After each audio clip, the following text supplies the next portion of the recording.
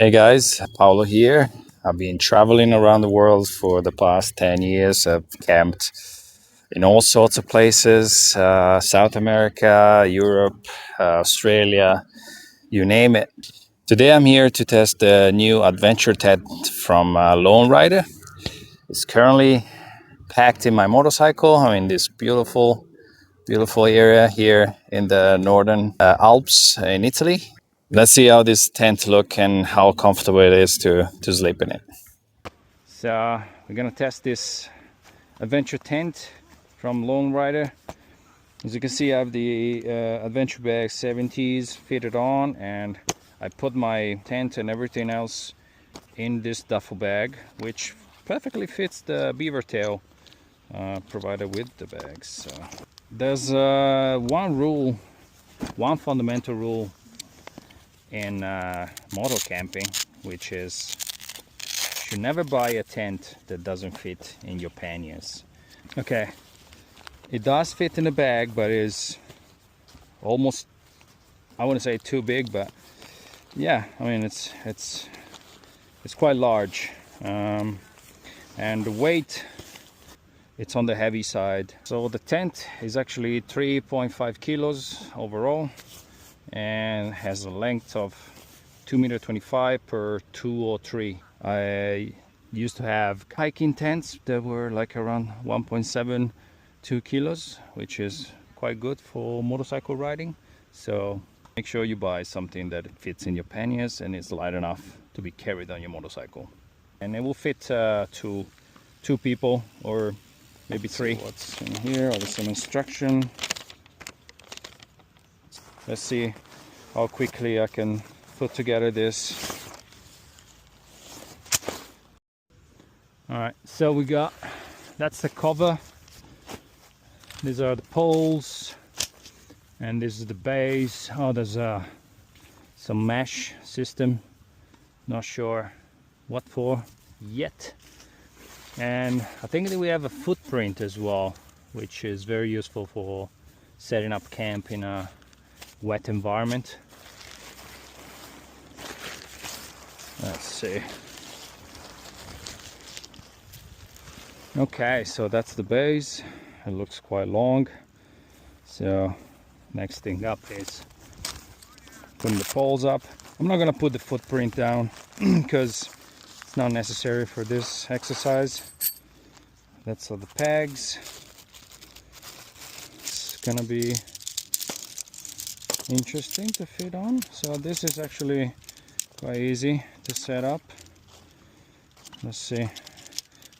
I have a camping chair with this Sims kind of pole system, and you just have to kind of like twist them up a little bit and they will fall into places by itself because it has elastic in the middle. Okay, so I believe, see, so like, here we go. So I think it's gonna be like this. All right, I never mounted this tent before, but I think I can figure it out. All right, so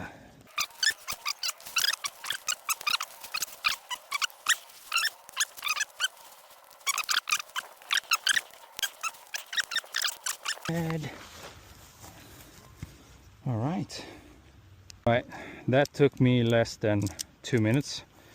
I usually don't put the pegs in because once I put my belongings in the tent, it keeps the tent down.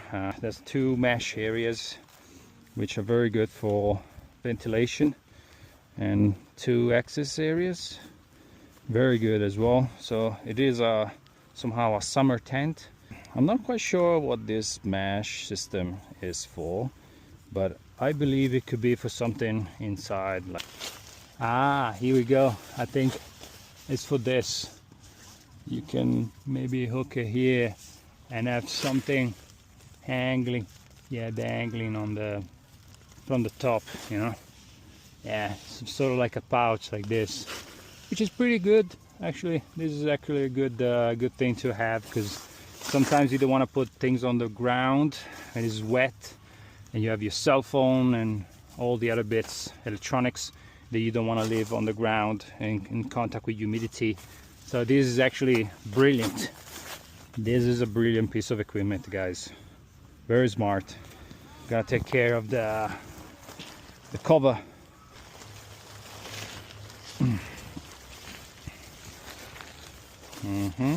That's quite large.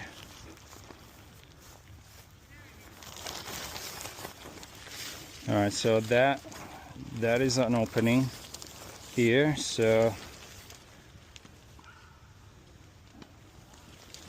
we hook up the corners. I think it worked, and obviously now you need to put the pegs here and hook this down so you can open this thing easily. All right, let's see if there's something to keep the rolling thing in place. Let's see how it looks from the inside. Okay, so I like the fact that the mesh is not all the way down, but it's up to here. I was expecting to find more pouches. There are some openings here. Let's see what they... Yeah, so you can access the poles and whatnot from this little pouch. It's quite big. Let's see. Yeah. So I'm 6'3", and I fit, yeah, all the way in length. So it's perfect for one person, 1.5. Depends on your size, but yeah. So that's pretty much it, guys. Because there is some other mesh here to put your belongings, gloves or whatever. Shelter here, right? So it will be like this, so you can put your boots here. Don't do that in Australia because animals will crawl in at night. So you get your entrance, and yeah, this is how it should look. Obviously I didn't really put the pegs here, but it should go all the way down here. And it's a pretty good tent, I have to say. I approve it. The tent, as you can see, is quite large, so very good for 2 people, traveling couple, or if you're like me, 6'3", 6'2", and there's plenty of room. Gladly approving this product from Lone Rider. Also interesting, this separate pouch for the pegs in the pole bag, which has been reinforced at the bottom. So it's kind of padded, and it's completely waterproof, so it keeps the poles dry, which is very smart. Make sure you don't bend this. Just pull the elastic in it nicely before you fold it. Here we go.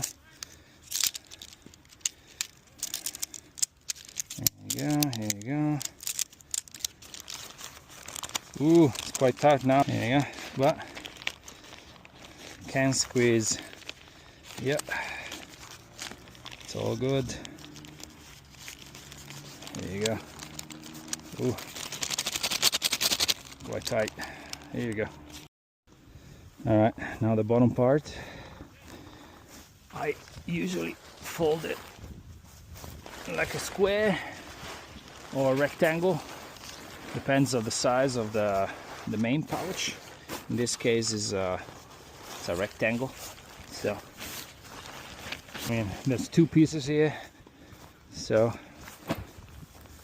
I think the best way to do it is let all the air out, so I kind of start rolling from here.